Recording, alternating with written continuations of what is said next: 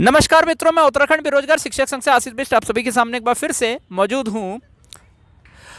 Uttarakhand police constable भर्ती जो है वो काफ़ी समय से चल रही है। सिलेक्शन प्रोसेस उसका अभी भी चल रहा है, यानी कि फिजिकल जो है 18 से 22 वालों का अभी भी चल रहा है। और हाई कोर्ट में हियरिंग जो है आपको जैसे कि पता है वो भी कंटिन्यू है। तो फाइनली हम आपको बता दें कि ये जो यूके ट्रिपल एस सी की पुलिस कांस्टेबल भर्ती है जो 2024 में आई है, इस भर्ती के रिज़ल्ट पर रोक लग गई है।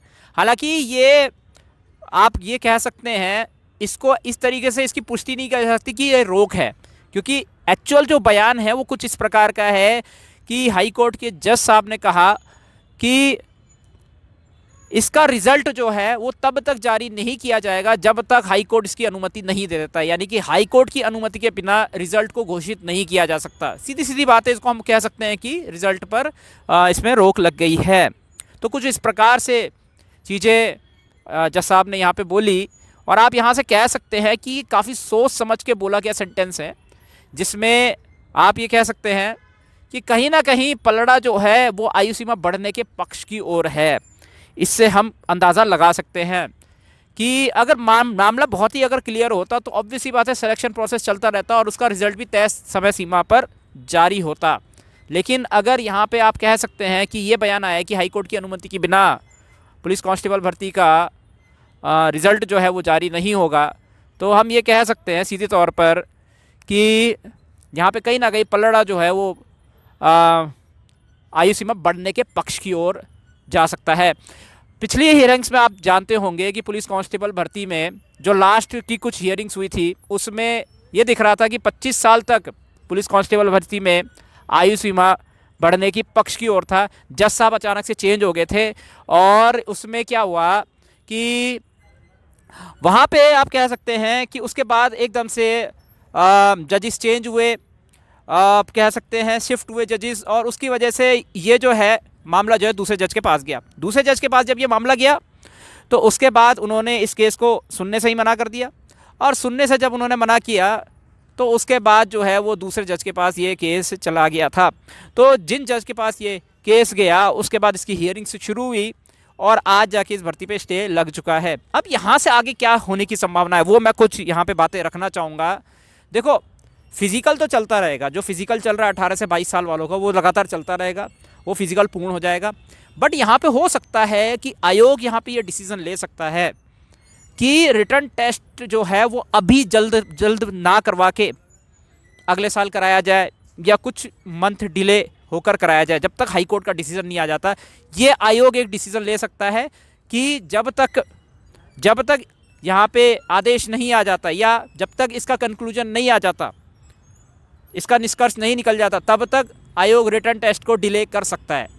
क्योंकि देखो, आयोग पेपर एक ही बार बनाएगा, रिटर्न टेस्ट जो है वो एक ही बार होगा, आयोग एक ही बार इसका पेपर बनाएगा।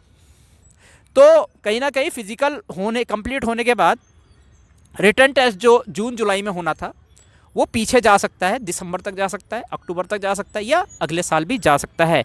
डिपेंड करेगा कि हाई कोर्ट में जो हियरिंग हो रही है वो कितनी लंबी जाएगी।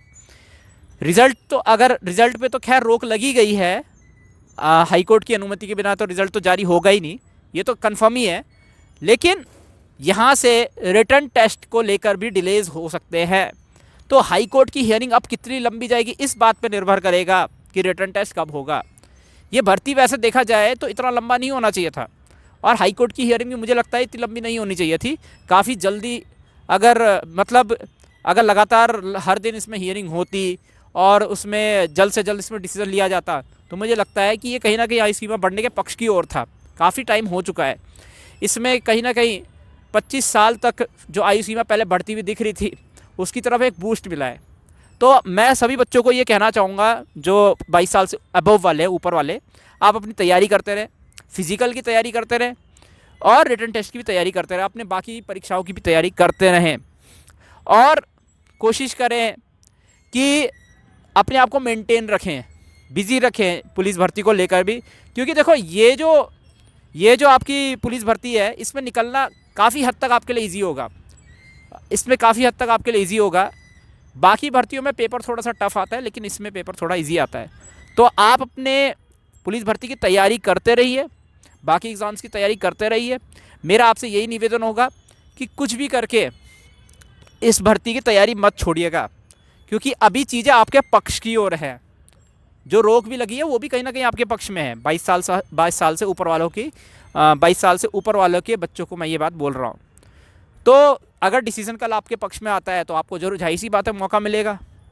और यहाँ से चीज़ें जो है मुझे लगता है कि 1 महीने में अगर ये चीज़ें समाप्त हो जाती हैं, आदेश जो है वो आयु सीमा बढ़ने के पक्ष में आ जाता है, तो ये भर्ती प्रक्रिया भी जल्दी पूरी हो सकती है।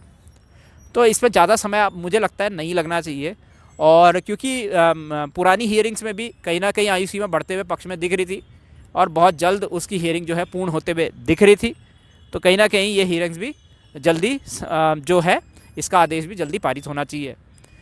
तो क्या लगता है आपको कि आयु सीमा कितने वर्ष तक यहाँ पे बढ़ सकती है? नीचे कमेंट सेक्शन में ज़रूर बताएं। न्यूज़ आपको कैसी लगी कि पुलिस भर्ती में रोक लगनी चाहिए थी, नहीं लगनी चाहिए थी? देखो, मामला कोर्ट का है, ऑब्वियस सी बात है। जज साहब अपने विवेक से यहाँ पे डिसीज़न ले रहे हैं। आप देख सकते हैं कि 30 नवंबर या उसके आसपास से हियरिंग यहाँ पे शुरू हुई थी और अब मार्च आ गया है। तो जज साहब अपना पूरा समय ले रहे हैं, एक एक चीज़ को रिव्यू कर रहे हैं। जितना समय उनको लेना था उतना समय इसमें ले रहे हैं। जल्दबाजी में उन्होंने कोई डिसीज़न नहीं दिया कि हाँ भाई जनवरी में डिसीज़न ले लेना है, नहीं, वो अपना पूरा समय ले रहे हैं और हर एक चीज़ को वहाँ पे देख रहे हैं। और कहीं ना कहीं मुझे लगता है कि जब वो हर एक चीज़ को देखेंगे तो यहाँ पे जो फंडामेंटल राइट्स हैं, जिन अभ्यर्थियों को एक भी पुलिस भर्ती में मौका नहीं मिला है, उनकी तरफ थोड़ा सा झुकाव रहेगा और डिसीज़न जो है उनके पक्ष की ओर आ सकता है। तो एक चीज़ और मैं बोलना चाहूँगा कि कहीं ना कहीं अगर हाईकोर्ट जाने से पहले अगर इस मामले पे सरकार अगर थोड़ी सी सकारात्मक होती, या जब कोर्ट ये बोल रहा था कि सरकार एक रिव्यू करे और देखे कि वो आयु सीमा बढ़ा सकती है या नहीं बढ़ा सकती है, उसकी ओर जब सरकार को पेशकश की गई हाईकोर्ट के द्वारा, तो वहाँ पे भी सरकार के पास एक चांस था कि वो बढ़ा सकती थी आयु सीमा। अब ना जाने ये भर्ती कितनी लंबी जाएगी, कब ये भर्ती पूर्ण होगी, लेकिन अगर वहाँ से चीज़ें रिज़ॉल्व हो जाती, मुझे लगता है कि वहाँ से चीज़ें रिज़ॉल्व हो जाती तो इसका परिणाम भी जल्दी आ सकता था और इसमें ये भर्ती भी जल्दी पूर्ण हो सकती थी। तो क्या लगता है आपको? नीचे कमेंट सेक्शन में ज़रूर बताएं। आगे की हियरिंग्स में क्या होगा, नीचे कमेंट सेक्शन में ज़रूर बताएं। अब देखिए, मैं आपको एक चीज़ बताऊं कि वीडियोस इसमें लगातार आएंगे या नहीं आएंगे। तो देखिए, मेरे हिसाब से देखो, अगर आपको न्यूज़ बता भी दी जाए तो कहीं ना कहीं आप क्या सहयोग कर पाएंगे? हाईकोर्ट में जो चलता रहेगा वो तो चलता ही रहेगा। वो चीज़ें तो देखो रिजॉल्व नहीं होने वाली, ऑब्वियस सी बात है। आप लोग क्या उसमें योगदान कर पाएंगे? जो वहाँ पे चलेगा वो तो चलता ही रहेगा। तो मेरे वीडियो थोड़े कम आएंगे, हालांकि मैं ये नहीं कह रहा बिल्कुल नहीं आएंगे, बट थोड़े से कम आएंगे मेरे वीडियो।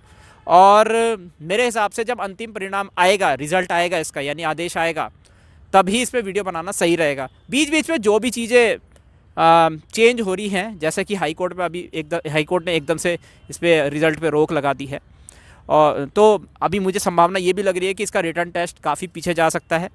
और जब अगर हाईकोर्ट आयु सीमा बढ़ाने के पक्ष में फैसला देगा तो सीधी बात है उनका भी फिजिकल होगा, फिर दोनों वर्गों का, यानी कि 18 से 22 वालों का, 22 साल से अबव वालों का रिटर्न टेस्ट भी एक साथ होगा, और उसके बाद जाके फाइनल रिजल्ट जो है वो जारी किया जाएगा।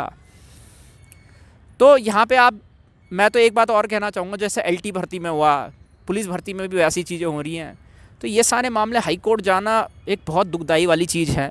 ये सारी चीज़ें हाईकोर्ट नहीं जानी चाहिए। तो मेरा तो यही रहेगा कि मैं तो यही कहना चाहूँगा कि हाईकोर्ट एक अंतिम फैसला होता है, उससे पहले इस पर विचार विमर्श होना चाहिए कि ये ऐसे मामले हाईकोर्ट ना जाके आपस में अगर रिज़ॉल्व हो जाए किसी तरीके से अभ्यर्थी और सरकार के बीच में, तो ज़्यादा अच्छा रहेगा। अभ्यर्थियों की मांगों को अच्छे से सुने सरकार, और उस मांगों को अगर पूर्ण हो पा रही है कितने भी वर्ष तक, जैसे कि दिख रहा है, तो वो पूरा करे। मेरा ये मानना है एक पॉजिटिव सरकार ये कदम उठा सकती थी, और आगे अभी तक तो चलो जो हुआ, लेकिन आगे हम उम्मीद करते हैं कि सरकार इस तरीके से चीज़ें करेगी और छात्रों के हित में जो कर सकती है वो उसका प्रयास किया जाएगा। इस वीडियो में इतना ही। मैं उत्तराखंड बेरोजगार शिक्षक संघ से आशीष बिष्ट आप सभी से अनुमति लेता हूँ। जय भारत, जय उत्तराखंड।